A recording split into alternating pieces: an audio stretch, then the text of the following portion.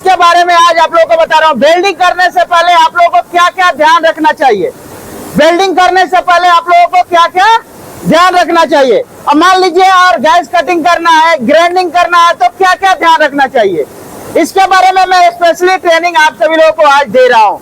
ठीक है, वेल्डिंग करने से पहले मैं आप लोगों को बता रहा हूँ, सबसे पहले एरिया हाउसकीपिंग होना चाहिए।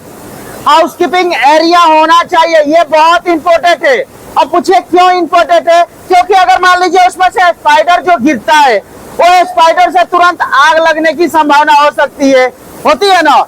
तो एरिया अगर हाउसकीपिंग रहेगा तो उसे क्या होगा, जलने की संभावना नहीं होगी। ये इंडस्ट्रियल एरिया है, वहां पर बैरिकेशन जरूरी होता है। मान लीजिए डीजल, पेट्रोल, केमिकल वगैरह हर जगह मिल जाएगा कि नहीं।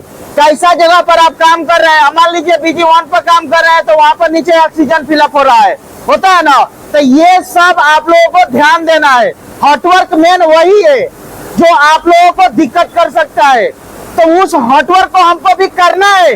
बस कैसे करना है, प्रोटेक्शन के साथ करना है, सेफ्टी के साथ करना है। समझ में आया। हाइट पर अगर वेल्डिंग वर्क करना है तो आपको करना पड़ेगा, फायर ब्लैंकेट डाल दीजिए। समझ में आया, फायर ब्लैंकेट डालिए, उसके बाद आप वेल्डिंग कीजिए, बढ़िया से वेल्डिंग होगा। उसके भी दिक्कत हो रहा है तो सीटा बिछाकर उसके बाद फायर ब्लैंकेट डालिए, जो भी मेटल गिरेगा वहीं पर रुक जाएगा।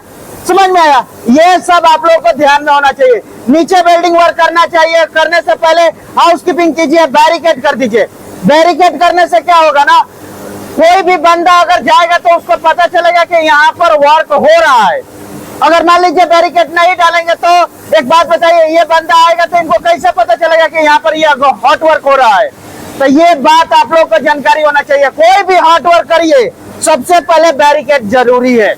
सबसे पहले आप लोग कभी भी परमिट को चेक कर लीजिए कि हमारे पास हॉट वर्क परमिट है या नहीं है। अगर हॉट वर्क परमिट है तो यूज कीजिए, और नहीं है तो काम को बंद कीजिए। समझ में आया। क्योंकि अगर परमिट रहेगा, उस एरिया का अथॉराइज रहेगा, तभी आपको पता चलेगा और काम करने का इजाजत दिया जाएगा। समझ में आया। तो कभी भी हॉटवर्क करने से पहले जर्नल परमिट एक्ट हॉटवर्क परमिट जरूरी है, याद रखिएगा। और मैं आप लोगों को बात बताना चाहता हूँ, गैस कटिंग करने से पहले सेम परमिट लगता है हॉटवर्क। ग्राइंडिंग करने के लिए सेम परमिट लगता है हॉटवर्क, बट उसके लिए प्रिकॉशन अलग अलग है। मान लीजिए एक बंदे को अगर हॉटवर्क करना है, थोड़ा आगे आइए, आप जैकेट पहने, आप आइए यहाँ पे आइए। अब देखिए ये है सर जी हमारे, और आगे आइए, ये हमारे सर जी, हाथ दिए, ये सर जी हैं। हॉटवर्क करने से पहले वेल्डिंग वर्क करिए, चाहे गैस कटिंग करिए, चाहे ग्राइंडिंग करिए, ये जींस का जो जैकेट है ये इम्पोर्टेंट है कि नहीं है। उसके बाद इनके पास गॉगल होना चाहिए या फेस शील्ड होना चाहिए, ठीक है ना।